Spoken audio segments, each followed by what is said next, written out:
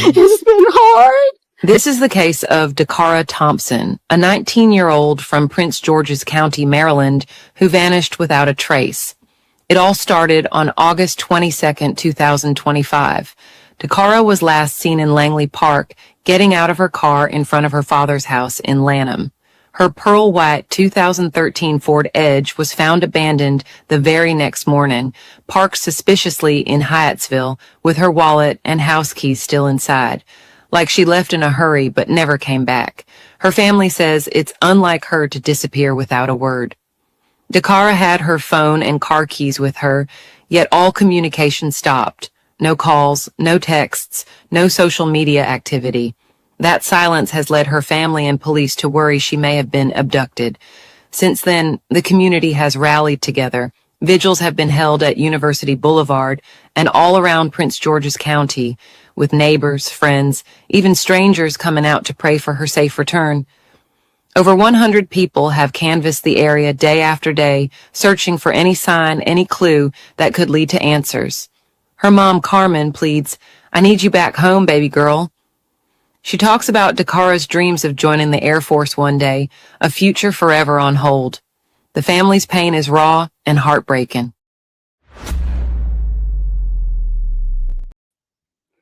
Well, unfortunately, this is no longer a missing persons case. Dacara Thompson her body was found this week. I believe it was yesterday. Again, she should be chasing her dreams, serving her community, not lying in a morgue because a man illegally in this country snuffed her life out. On August 23rd, she went missing, and just days later, her body was found dumped off Route 50 in Anne Arundel County, Maryland. The man arrested, Hugo Hernandez-Mendez, an illegal immigrant with a rap sheet who should never have been here in the first place. But here we are, folks, and we're going to talk about all of this and more next. All right. So again, this is Poppin' Politics. We have, let's bring up my co-host here. So of course we have Shelly E. And joining us for the first time tonight is Munir Bahar. He is founder of CORE and a longtime community grassroots, I don't even know if we'll say activist. He's just all around, just activist, community organizer, community influencer, everything you can think of in Baltimore City. Thank you all so much for joining. Well, not you all. Thank you for joining us, Munir. Thanks for having me and bringing me into this conversation. Absolutely. Again, folks, this is Poppin' Politics, our Friday Night Live. I'm KJ along with Shelly E. Nicole will be back on Monday. Folks, we've got it's a sad night for us. This happened right here in Maryland, and we're going to get into this case. Before we light this fire, please do your part. Tap that thumbs up, smash that subscribe button, and turn on your notifications. We're live here on YouTube and Rumble. If you're on the go, you can catch us on Apple Podcasts or Spotify under the name Pop and Politics. We love our chat. We shout out every super chat, so drop your thoughts, show your love, and join the conversation that the mainstream media wishes didn't exist. This is not just a podcast. This is a movement of God-fearing, truth-seeking, America-loving people that value freedom. Stand with us and subscribe so we can amplify this rallying call for freedom. All right, let's set it off. Shelly, I want to start out with you. You have been following this case. It is close to your heart.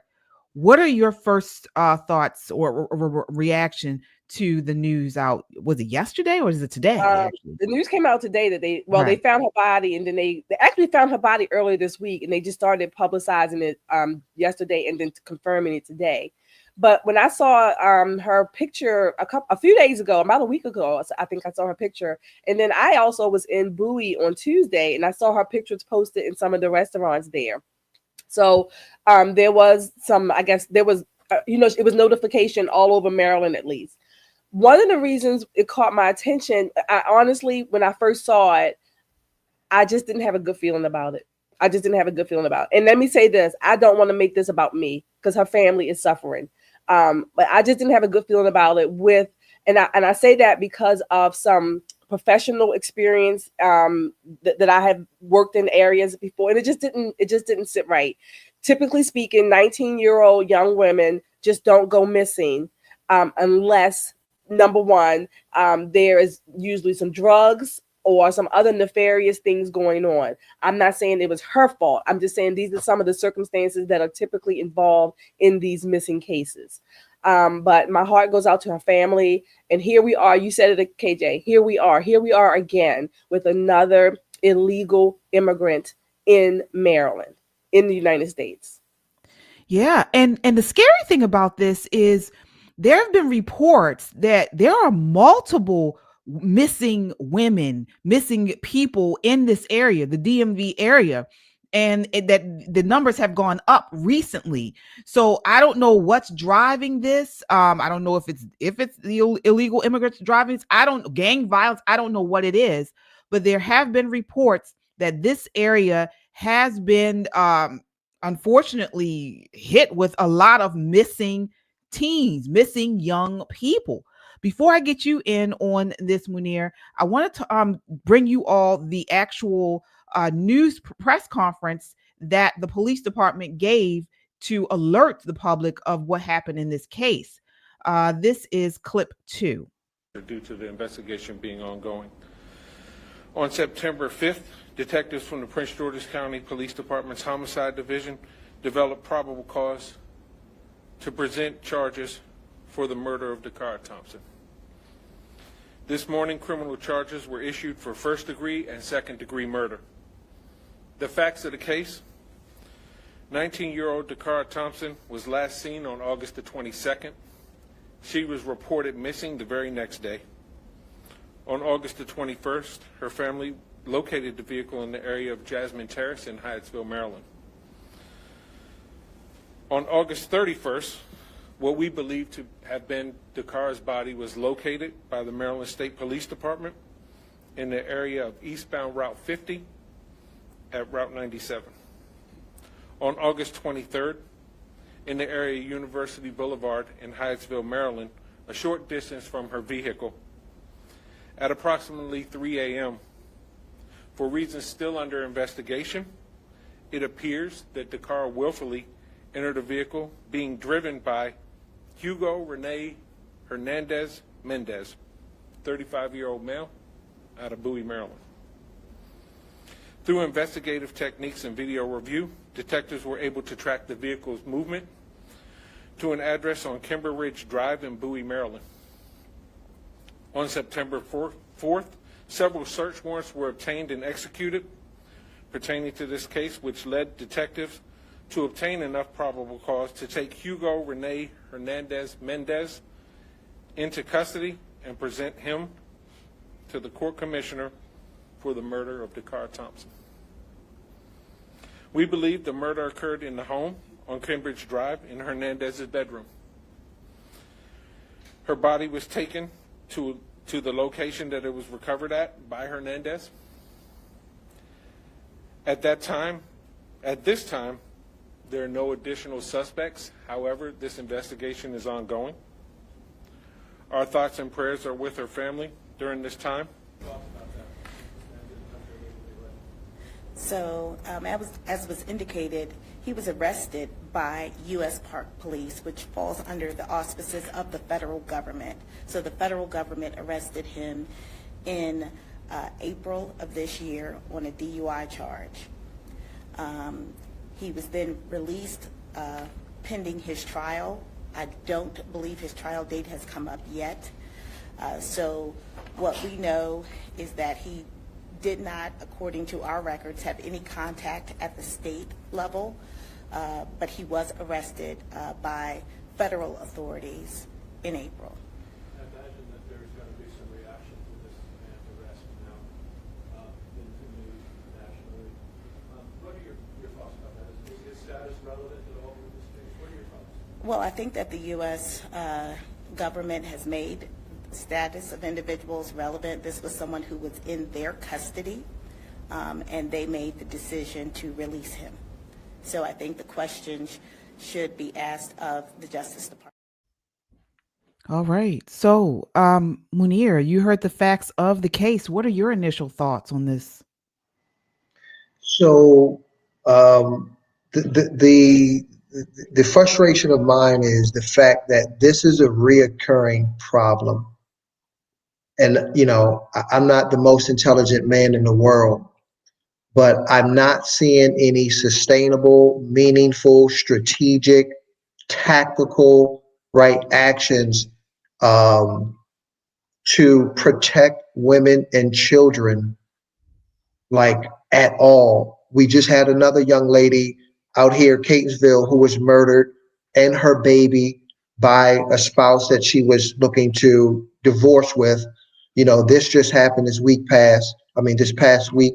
So, it comes to a point of, I'm questioning us as a society. Like, what's really important?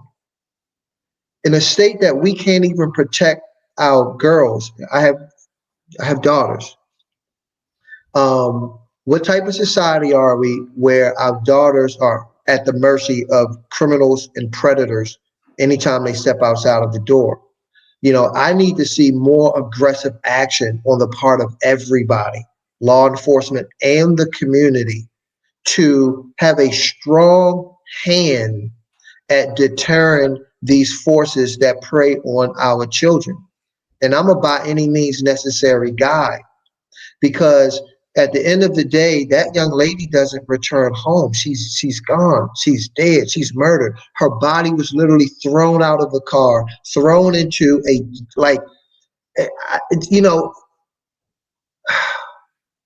but the fact that it keeps happening.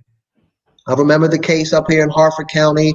I think that the woman's name was Rachel Moran. Same since she went jogging, never made it home, killed by some guy who was just hopping around. He was in California, had some issues there, came into the country illegally, I think attempted to rape somebody there. How do you escape law enforcement, then come all the way to the other side of the country and then kill a woman jogging? The fact that this keeps happening is troubling for me, and my let me say encouragement is that the community needs to step up. I mean, law enforcement has their hands busy. Clearly, we got a bunch of murders and killers out here. What else can happen in terms of preventing these things from? I just need to see more. I'm not seeing enough. I just don't see enough proactive, active, direct, meaningful action happening. I see people politicizing things, maybe giving some attention for a minute to make a political point, but then after that, subsides. Again, our young girls, women are out here, and they're just prey, and these criminals know it. Like, I mean, we can't even fathom the mindset you got to have as a person, as a man, to think, I can kill this young girl and then just go toss her body. Yeah. Like, I don't even want to jaywalk because I don't want interaction with the police, right? So the level of fearlessness of people out here to think that they can just commit these crimes and then go to work the next day, that's a serious, sick problem that we have to address.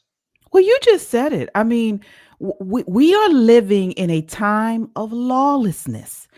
And I believe personally that this is brought on not only by just criminality, but it's also brought on by the people who are enacting these laws are doing it in a way where they're not making laws, they're not enforcing them. So when you don't enforce the laws in a certain way, then people are going to act in a lawless manner. They don't care about breaking the law. They have no fear of repercussions from the law or, as you mentioned, from the community.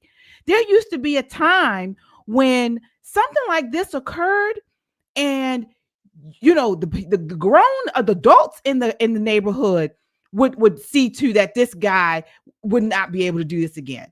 Nobody would have found him in the old days, but now we have a situation where, we don't have, as Shelley says, lions at the gate.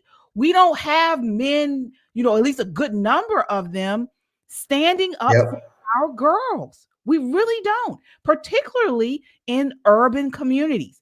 Now, when you go to rural areas, or like they say, small town, I remember the song, "Don't Let This Happen in a Small Town," because they're still standing up for theirs. They're still standing up for them. But in our communities, we're all Baltimore residents. We live once at a time, and we were born and raised in Baltimore. They're not doing that anymore here. And Shelley, do you agree with that sentiment? And if so, why do you think this is happening? Yeah. In the larger aspect, to address what Munir has just said, part of the reason I think is that our politicians, by and large, have literally taken away, if you will, the agency that individuals have. Okay, in the sense that individuals believe that, the government is going to handle everything, and part of that is sort of the consequence of this entitlement culture, right?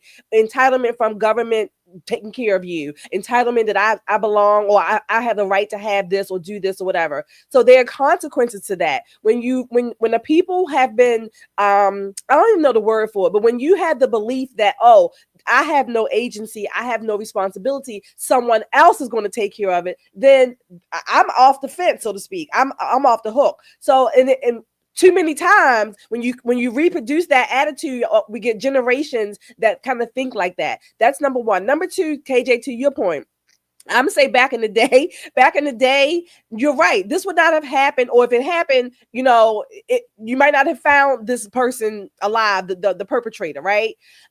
There was also a sense that God said, "Do not murder." Right. There was also that, and it was just that simple. People were afraid, if you will, to meet an angry God.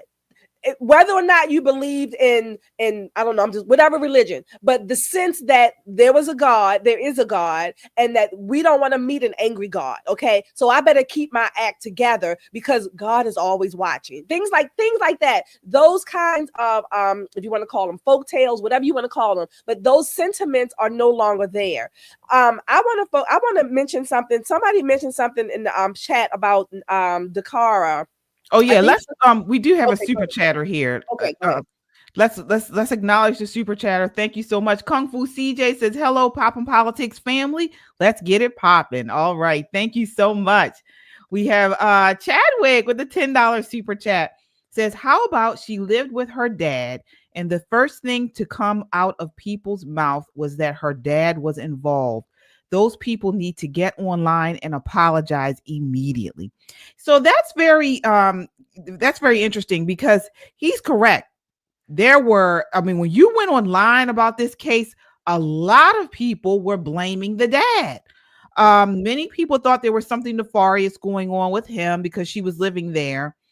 And so, is that what you were talking about, Shelley? Well, yes, number one, I didn't see any comments. I didn't see it online what people were saying about the dad, but from an investigative standpoint, anytime someone is missing and or murdered, it is common standard practice for the police to, I'm not going to say suspect, but to at least, I don't know the word for it, detain and question the last person that saw and or spoke to the victim. So that's common practice. I don't know what individuals were saying about certainly blaming him, but you better believe that her father most likely was questioned by police. Okay, that's number one. Number two, I think it was Nakia. She's asking, I think something about what it was. They seem like they're saying they blaming Dacara that she willfully left. Unfortunately, Nakia, there is camera footage that shows Dacara leaving her car on her own accord and walking to the I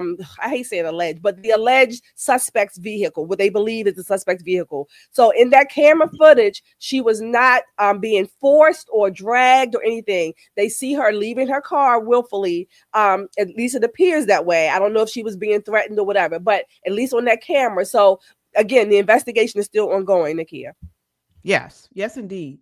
And I want to get you back in here, Munir. But before we do, I want to talk about which you mentioned a little bit, Shelley, and this drug culture. Now, again, they are still all the facts of the case have not come out yet, and so we are, we relate to you the facts of the case, but I am saying not necessarily this is what happened in this case, but I do know that young people her age, they go, because she lied to her dad, said she was going to the gas station. And many times they are lying because they may be going to buy weed. Okay. I don't know if this guy is a drug dealer. I don't know if he was the weed man or whatever. But folks, and I was talking to my sister at length about this today. We have a drug problem in our community. And first off, I want to say this. I am not saying marijuana is wrong for everybody.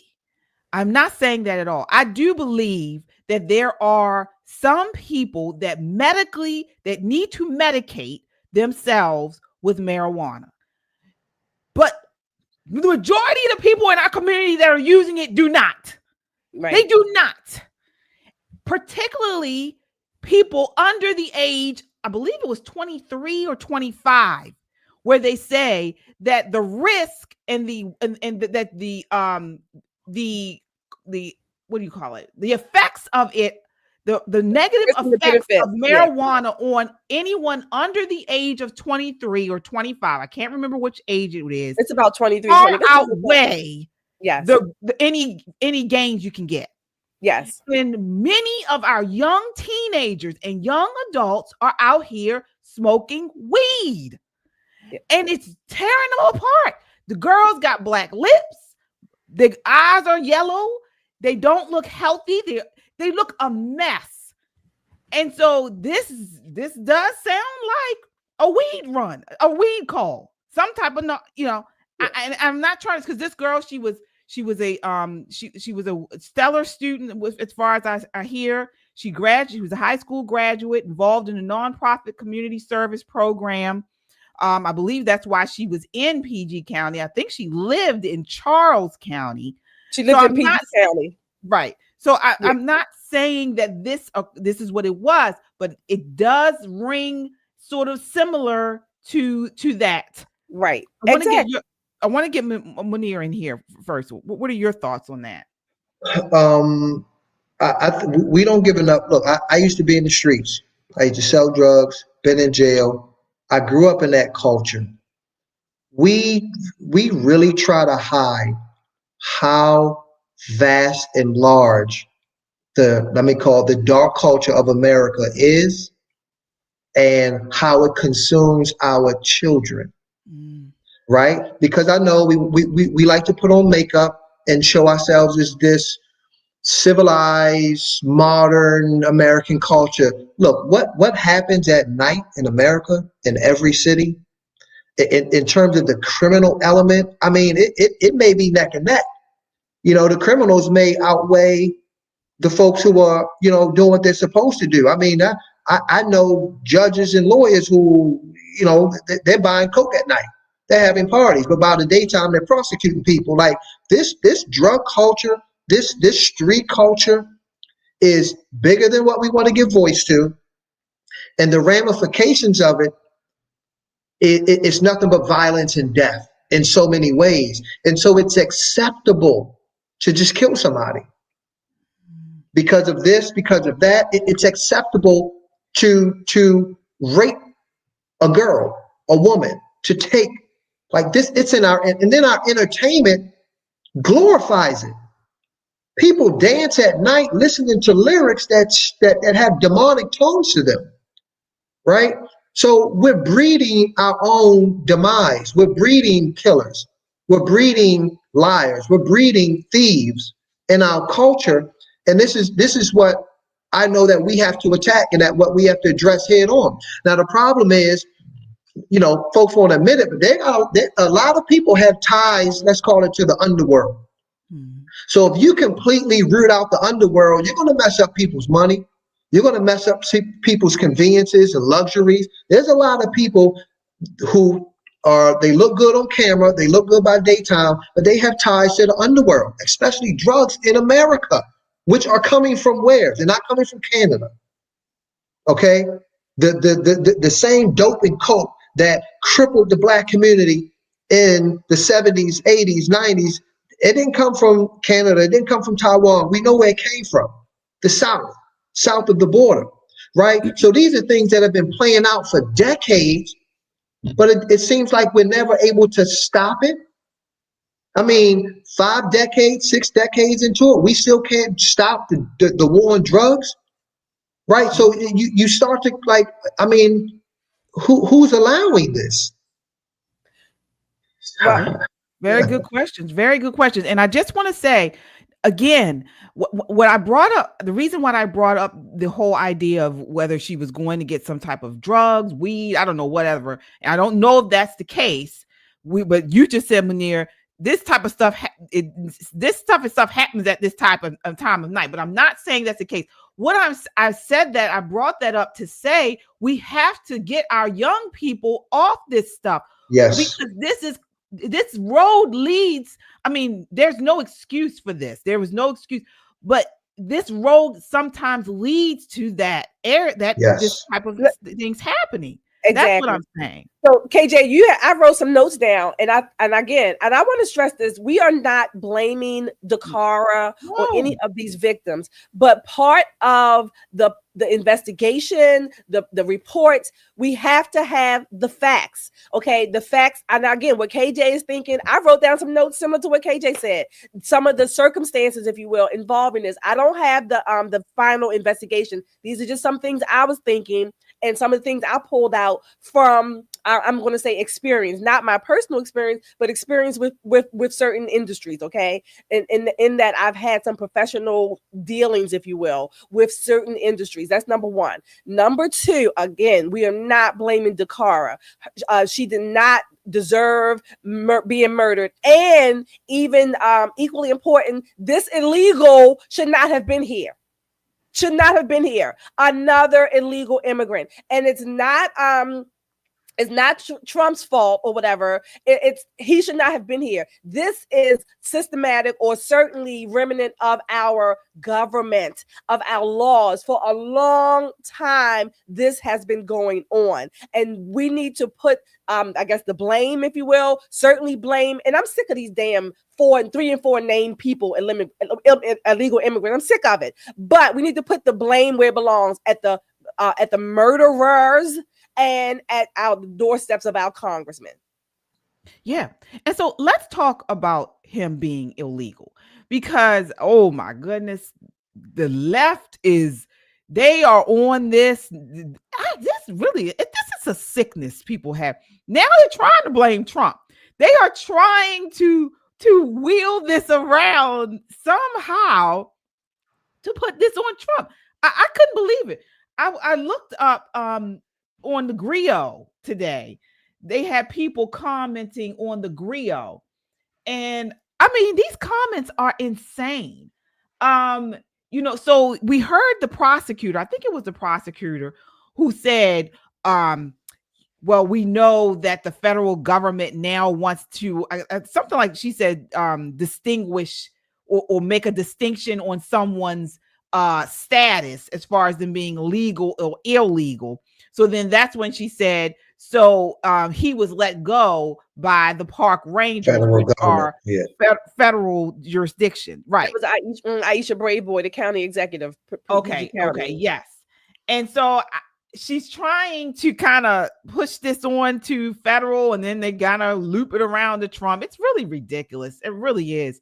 But let's talk about this. So the U.S. Park Police, operating under the National Park Service, they primarily handle offenses with federal parks in certain metro areas. Okay. So the protocols may not mandate immediate notification of ICE for every arrest. However, PG County has a long history of limited cooperation with ICE detainers, folks. We know this. We are all from Maryland. This whole area does not want to cooperate with ICE. Our own mayor has been on the news talking about it. They don't want to cooperate with ICE. Even the heads and of these areas, the county executives in these areas, they don't want to cooperate with ICE. So we know that many of their policies restrict compliance with ICE detainers. Okay. So these people have bred this system, this culture of illegals feeling like they run shop around here. Okay. This is it. You go down to this area, PG County, it's like the barrio. All right. They run in shop. And I want to add in here too, and again, like you said, this, everything we're saying about the culture is nothing to do with poor Dacara, right? But what we speak to is this culture of lawlessness and the precursors to it. And one of those is this feeling that you are above the law, whether that's immigration law, whether that's, regular laws governing whatever, this feeling that you are above the law. This is this is what's killing America. The reason why so many people come to this country, the reason why this country is developed is because there is a system. And that system is created to protect people, to protect our interests, and to make sure that we don't, step on top of each other, because humans will do that. So in the absence of law, in the absence of a respect for law, people do anything: rape, kill, torture, right? And so it's like, what's going on in this country now? There are people who are acting like they care about people just for political position, right? But when we look at what's happening to clean the system up, it's necessary. Again, you kind of got to be from the streets to understand what's going on in the streets. And I used to tell brothers all the time, young brothers from the streets, I said, when these brothers come up here from South American countries, the way they play with their gang, like their gang culture, I tell the young brothers from here in Baltimore, you don't want no parts of it. I know all those young brothers, you think you tough, you think you hard. These guys, their gang culture is 10 times more vicious. We don't, we you know what I mean? It's our gang culture here is different from theirs.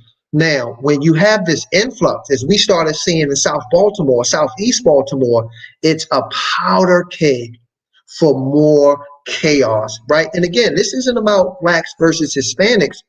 This is about understanding how cultural ties come into play in a very dark world. And we're talking about the streets, right? And when in the absence of law, we're going to continue to see more and more brazen acts of violence. We're going to continue to see it as long as we don't deal with law and establishing law, whether that's hood law, like we mentioned back in the day.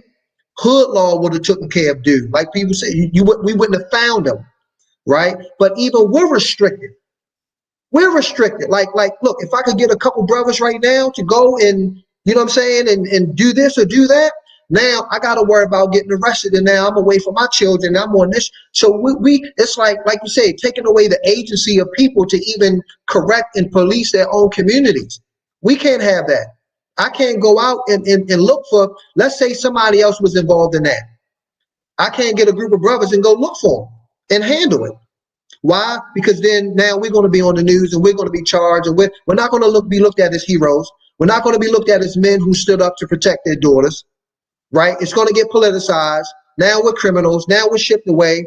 Now there's nobody to protect my daughters. Right? So it's like, what do? Well, then the law has to happen. The people who are law enforcement agents have to do it. If the community can't do it, then somebody's got to do it. So whether it's ICE or whoever, somebody has to step up and clean up the streets of America. If not, we continue to lose our children to violence. Absolutely correct. You are absolutely correct, Munir. And I mean, so on point about the idea of these cultures clashing. I have relatives from Trinidad and Tobago. And, people don't realize this, but Trinidad is the southernmost Caribbean island, and Venezuela is right there. Folks, you haven't seen violence like until you've seen how some of these folks from Venezuela come over there. They and it's not even a gun. They are ruthless. Okay, ruthless. They can do things with a machete and a knife that would make the strongest man cry. All right. I mean, it's nothing like what we have here. And so this is why it's so dangerous and diabolical when you have a political party like the Democrats pushing for these open borders. They fail to protect our current border and allowing all these people to come in here who do not respect our culture, our country, our laws, our women, our families, nothing. They want what they want. They're going to take what they want to take. And they feel like if you guys are opening up the borders for us and you say, oh, we can come in and do whatever we want to do, then they're going to do what they want to do. And this is what we're seeing occur. And it's mighty funny here in DMV area. We're seeing, large swaths of females go missing. And we have large swaths of illegal sanctuary cities, sanctuary areas all over the DMV. Yep. And KJ, I want to add to talked about. I'm just sorry. One more. And this is just the criminality and the sheer I don't know what's the word just barbarity of them. We're not even talking about the spiritual aspect of this because these folks deal with demonic stuff. Okay, they deal with a lot of demonic stuff. I've seen that too, and people, we have open border and you don't know what you're letting in here. You do not understand. And what I can't understand, this should be a catalyst for the Black community to rally behind America first. Because guess what? The Democrats try to say, oh, America first is white first. No, America first is America first. So it's about it's about Baltimore first. It's about Maryland first. And that does not include illegals. Before I get you in here, Shelly, we have, I believe we have, do we have someone joining? Oh, maybe not. Okay. Go ahead, Shelly. I thought you were going to say something. No, I wanted to add to, you were talking about this area, Maryland in particular, this DC, DMV area, where we have a number of sanctuary areas, and that's on a local level. I do want to, when I was hearing about this this piece of shit, the suspect, allegedly, I dug up this report. This is in the congressional record. And when I say we need to put the blame at other levels as well, this is what I mean. This was a committee, a House Oversight Committee back in 2016, okay? And they were discussing the people that were released from ICE and DHS. And this was over a 3-year period. And I'll just give you some quick stats. In a 3-year period, this is on the congressional record, ICE released more than 86,000 criminal aliens into the American public.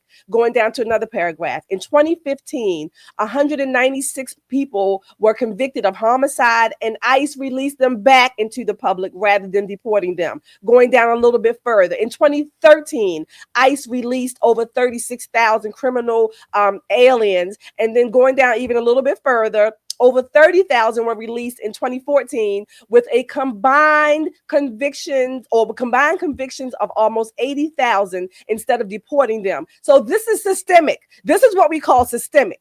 When we have the people that we are electing And again, we can elect on various issues, but what we miss a lot of times, I guess I would say the most important ones. Or maybe they go to Congress or they get in their positions and then all of a sudden it's whatever other groups that are lobbying for their attention. But these are the facts. This is a congressional record. Our agencies that we pay for in taxes that we pay for compulsorily, right? Our money is taken out of our income and spent and used everywhere. This is what we mean by America first. These are the parts that also need to be cleaned up. Then, maybe, just maybe to some degree, the Rachel Morans and the Jocelyn Ingarays and the Dacara Thompsons of the world will have some peace or some justice when we clean up our systems. This is what we call systemic. Yeah, my personal point is we got a bunch of punks in office. As a man, as a father, as someone who feels like, you got to use what you have to protect. I'm just not getting that from today's politicians. Like, I don't feel motivated. Like, yeah, man, this dude is standing up. He's strong. Like, I'm like, what is happening with the black men? What is happening? Why, where are the men at? Where are the fathers? Where are the uncles? Where are the brothers? Where are the cousins? Where the go hard men? We went hard for the streets. We went hard for the money. We went hard for this. Like, where are the dudes that are willing to go hard to step up and protect the community? I don't know, but they're certainly not these politicians, these folks in charge. I mean, did Westmore say anything about, what I'm saying? Like, is he going to show up to speak with the family of Dacara? Like, I'm just not seeing this anger. If it happens to one of our daughters, it's we all feel it. And I don't know the young lady from Adam and Eve, regardless of whatever she was doing, she didn't deserve to have her life taken and thrown out like a piece of trash. Right? Regardless of the circumstances, where is the outrage on the part of men? And I think I don't know, it's sinister the way that we see black men in office who show no type of outrage or anger whatsoever. Well, I'll tell you, I gotta say, Munir, many times these elected officials, they will act on whether or not they're going to be elected. They act on, of course, money and things like that are definitely ways where they are going to do certain things. But if we're talking on the local level, these politicians that it's particularly the Democrat Party, because of course black people, in these communities, urban communities, vote 99% Democrat. They have no reason to vote, to do anything the black community asks them to do, because we vote for them 99% of the time, and we continue to get the same results over and over again, and they continue to give their ass for us to kiss, and we continue to vote for them. So there's no incentive for them to do more. There's no incentive for them to care. He's going to give some Westmore. He did give some halfway response. Yeah. He said he called Thompson a bright light, committed to public service, vowing to hold those responsible accountable. Yeah, right. I mean, come on. I mean, the whole policy behind Westmore and the rest of the Democrats in Maryland is to protect these illegals. Absolutely. They don't want to, they went all the way to where was it for the Maryland man? El Salvador. Costa Rica or whatever. They went all the way there because they felt like this man's rights were being trampled on, which wasn't the case. But anyway, for an illegal. And how many of the victims did they go see at Brooklyn Homes where 30 people were shot? And what was it? How many people died? I think it was like two or three people died. Two people died. I mean, we get people murdered in Baltimore City daily. Children. How many of those people are getting visits? By Van Hollen and Wes Moore and Jamie Raskin and even mayor of Baltimore City. Yeah. How many of those people get mentions like this guy, the Maryland man, this illegal guy? Yeah, rare. It's and I gotta run, and I'm gonna end on this. Two things. One, imagine being a young girl, young Black woman, in the days and times right now, and seeing all this, and our kids are very, very smart, very keen. You pretty much are internalizing that if someone kills me and throws my body on the side of a road, there's not much that's going to happen. I mean, my parents may be upset and all, but society is going to keep on. We're going to the football game this weekend. That concert is coming up. Like, our children are dying, and we are acting as if life is just fine. If I had the power, if I was a politician, if I was the mayor, if I was the governor, the entire place would be shut down. Nobody is getting harmed. And if anybody's getting harmed, then we're going to act with the sense of urgency that really lets children know if somebody touches you or harm you, we are going to come full force with the iron fist. You got to have that. You got to strike that fear in darkness. Darkness doesn't subside because you have a nice speech. And then two, how we play with these statistics, right? Murders are down 30% or this or that, like trying to mislead people. I say this: if someone stabs you with a nice long knife that's 9 inches, and they stab you, and then they pull it out by 30%. What does that? Do we celebrate? They stabbed you. Right? This trauma is inflicted, and they pull it out just by 30%. And I feel like that's how we're carrying this issue of homicides and violence. Like, just because statistically it was a few less, as long as it's happening to one, that's enough reason to shut shop down. I would shut all this down. Maybe that's why I'm not in politics and I don't have that power. I would shut if I had those infinity stones, like from Avengers, Thanos, you give me them infinity stones. If one, I'm telling you, I'm snapping. Thanks for having me tonight, ladies. I look to join you again. Thank you. Absolutely, Munir. Thanks, Thank you, Munir. Munir Bahar, www.corecommunity.com. Check him out. Yeah, well, I wanted to respond to him. This is what President Trump has been trying to do.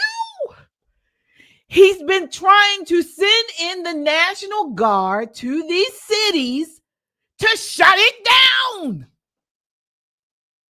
And the Democrats have been fighting him every step of the way. Mm-hmm. When you talk about infinity stones, when you talk about somebody taking action, when he feels like that this is a major infraction, a major issue for America. Look what he did with the narcotic boat coming from Venezuela. He shut it down. That's right. War on drugs. Exactly. DC, he shut it down. He's trying to do it here in Maryland. They don't want him here. He's trying to do it in Chicago. They don't want him there. Yeah. And to President Trump, the DC with the national, I haven't heard of anyone, losing their rights to anything. I have not heard of one person, an average citizen losing his or her rights to anywhere. But that's one thing. But number two, first of all, there is deviance culture in every society, right? Always has been, always will be. What's different, I think, about us today is that we make deviance something that's normal. Not only do we make it normal, the deviance in other societies was always over there, right? It was something that, no, you didn't do that, or we don't want you going there. And those people who are in it, there was sort of a demarcation line in the society, in the community.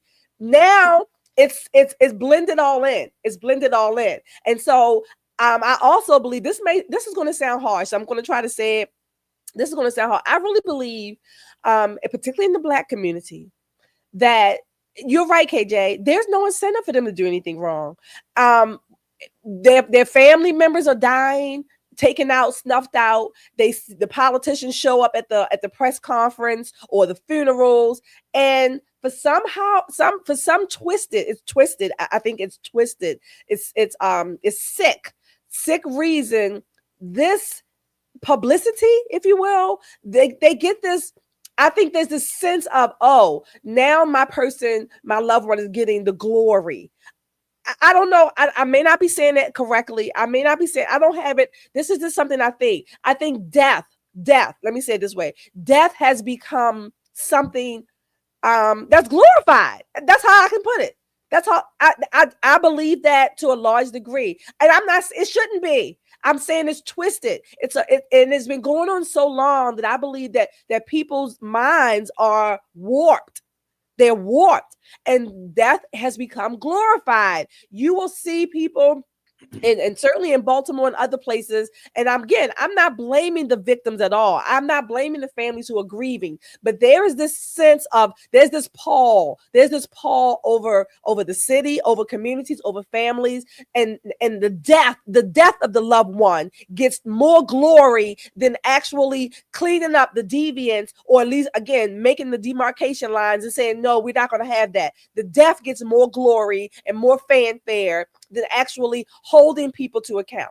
That's all I'm saying. Maybe I didn't say it as best as I could have, but that's what I'm thinking. No, you're absolutely right. And I think that it's the culture and the way that the system is this is the way that they want us to go. So they want it to be this way because it comes out of chaos.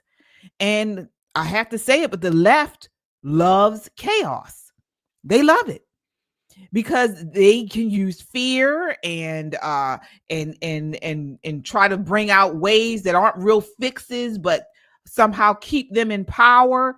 They these so-called solutions give them more power, and then they continue to stay in control. And so this is why the only thing that is going to fix this, the way this environment is in these urban communities, is for these folks to stop voting for the Democrat Party. Okay, that's number one.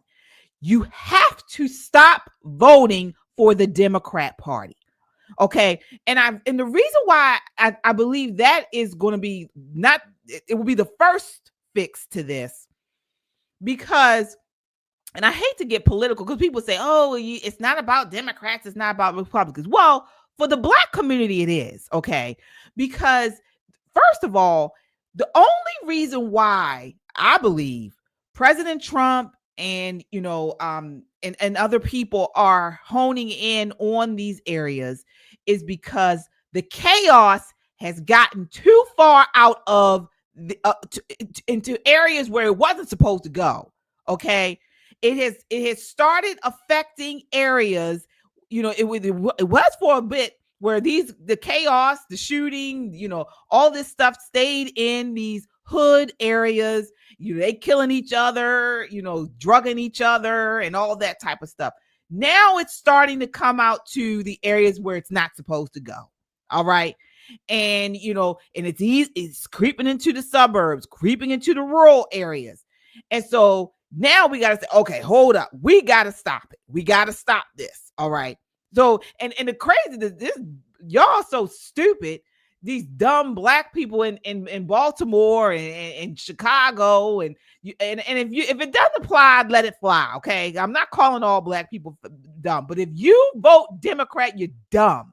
All right. And if you're one of these ones that say, oh, Trump's racist and he's sending in the National Guard, you're an idiot. Okay. Because that doesn't even make sense. He's sending in the National Guard and it's stopping crime. It's stopping Black and brown victims. All right.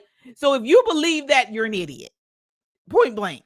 But what I'm saying is, the point I'm trying to make is it's spreading out to areas that it's not supposed to go, and they got to bring it back. They got to bring it back.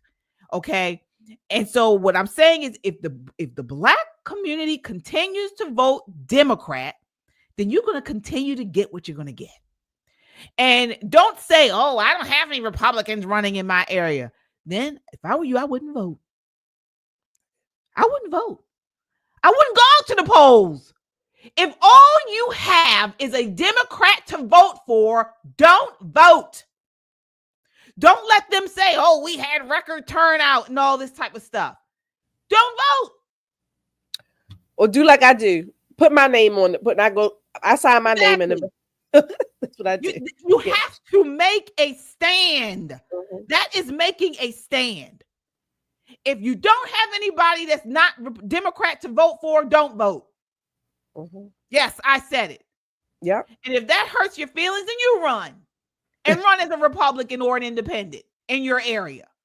But if you feel like there's nothing but Democrats on the ballot, do not vote for them. Yeah. Because it's not doing anything for your community. We have a ton of super. Yeah. Oh, sorry. Go ahead. Okay, go ahead. No, go ahead. We have a ton of super chatters here, folks. I want to thank you all so much. Let's see here. Who do we have? All right. Oh, maybe did I get them all? No, we got some up there. Okay. All right. Catherine Castano Rex, $5 super chat says, how many more lives have to be taken from this world before the champagne socialists finally wake up? Yeah. Yes, absolutely. Thank you. Teresa Raymundo says, I can sense your passion tonight. I totally agree with you. Thank you so much, Teresa. Thank you. Mountain Goddess with the $50 super chat. Thank you, Mountain Goddess. It says the Marxist communists want 1, gain as much political power as possible. 2, destabilize the system with anarchy. 3, abolish capitalism and private property. 4, usher in their Marxist communist agenda, utopia, and make government your God. That is it. You got it. Yes, indeed. Thank you so much. We really appreciate these super chats. Help us stay online. Thank you all so much. J Bone with the $5 super chat says Larisha Sherelle Thompson, black mother, was unalived by 6 illegal migrants in South Carolina back in May. Only saw New York Post put story up. Media is in bed with this. No, the black folk don't care. You go onto the Griot.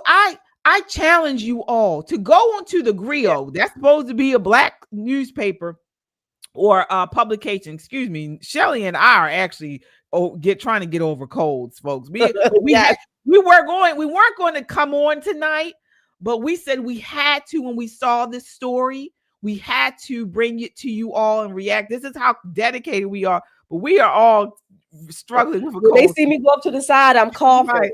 Right. We are so sorry, but they're taking up for it. They are on the Griot right now commenting, saying they believe that this guy's been framed.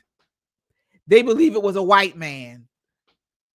I give up. Yeah. What do you do? What do you do with that when I guess when racism or white supremacy has you so blinded, so warped that you don't even care to the point that your loved ones are being buried before they're supposed to be? I mean, what do you do with that? It's like trying to reason with a certified insane person. At some point, you have to realize, you know what? I'm the sane one. These people I can't do it. When your loved ones, you're burying your loved ones from the left, from the right, north, south, east, and west. Young people with vibrant, beautiful lives ahead of them. And you are so consumed by a white person or the man or whatever. That's all you see. Then I don't know what to do with that. There's nothing you can do with that. Yeah, you're going to get what you're going to get. Here it is right here. Believe this man is being used as the scapegoat. Either way, my heart breaks for her family. That's what you get. This is the Griot we were talking about. There's something off about this. The math isn't mathing. It's ridiculous. It's ridiculous.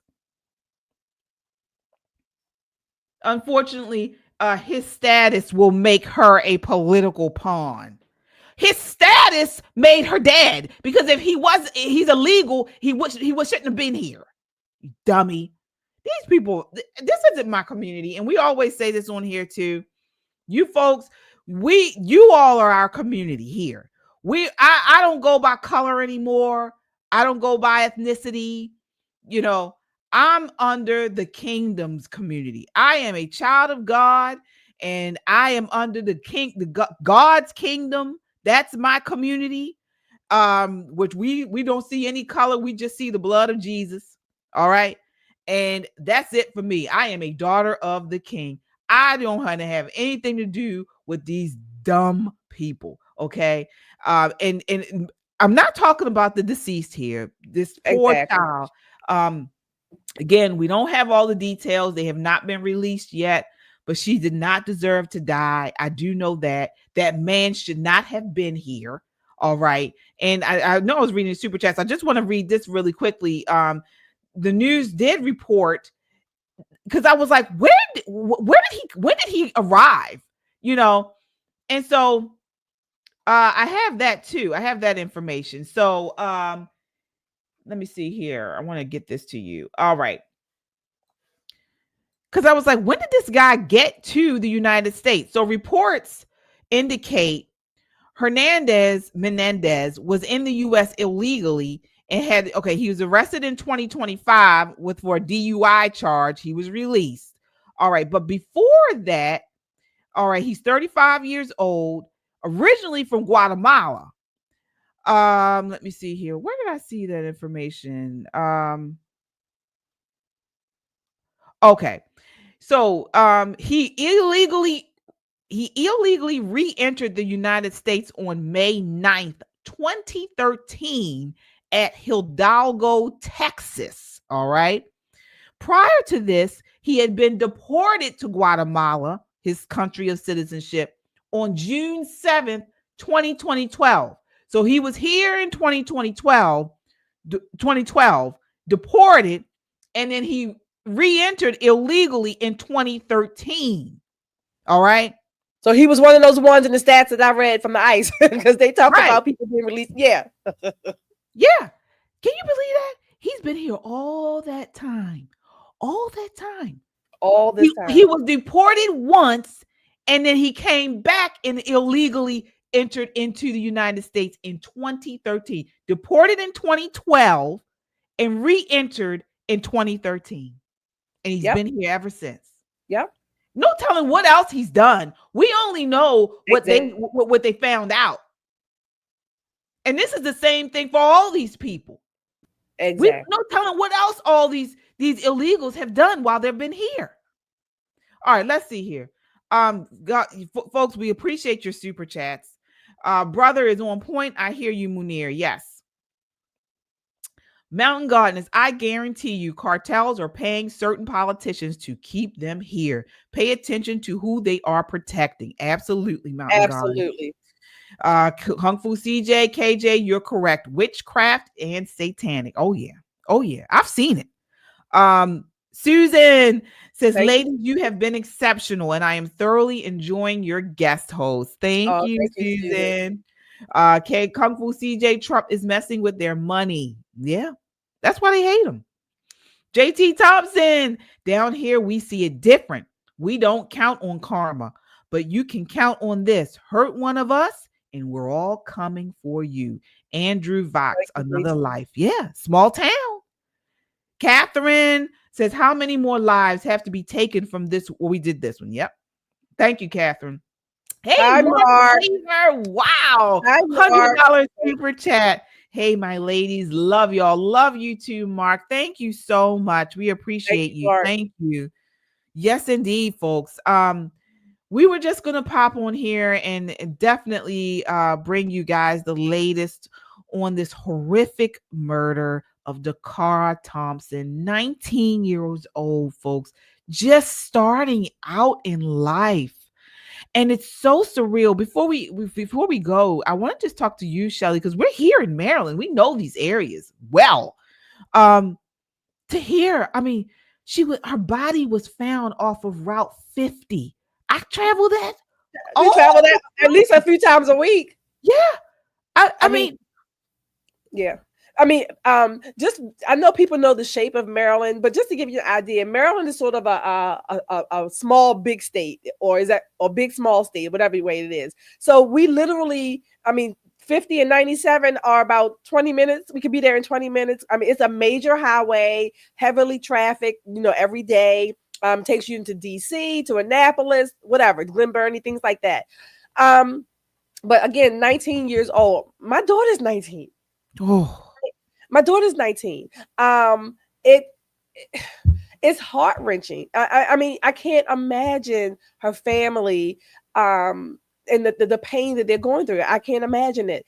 That's one thing. Number two, I do want to mention that there were 2 other women who were reported missing in Maryland from the same area, the same time frame. One of them has been found. I think she's safe. I think she's 37. I forget how old the other one is, has not been found yet. Again, I don't know. I don't have any circumstances, but again, 19 years old. If we as a society, like Munir was saying, if we don't have the agency, or at least we have been made to feel that we don't. And so many parts of us, particularly the Black community, we rely on the government to do everything. Well, at what point will you wake up and see that it's not the government that's supposed to do this? It's not. And it's certainly what they're doing is not working. No. Oh, no, it's not working. It's not working. And they're not even doing the job. They are supposed to protect our borders. And again, I said Biden should have been impeached for his failure to do that. Okay. But we got to stand up, folks. I mean, where are the marchings? Where are the protests about this? It's silence. You got people taking up for this guy online. Yeah. Oh, Wes Moore was here this evening, him and Brandon Scott, in his heavily laden security walk around Park Heights around 5 p.m. this afternoon. So they did their little, publicity walk stunt to show how quote unquote safe the community is. Yeah. You got what? Security all around, of course. I bet they got their asses out of Dodge before the sun went down. Oh, yeah. Oh, yeah. Well, that's when it's most dangerous. When the sun goes down.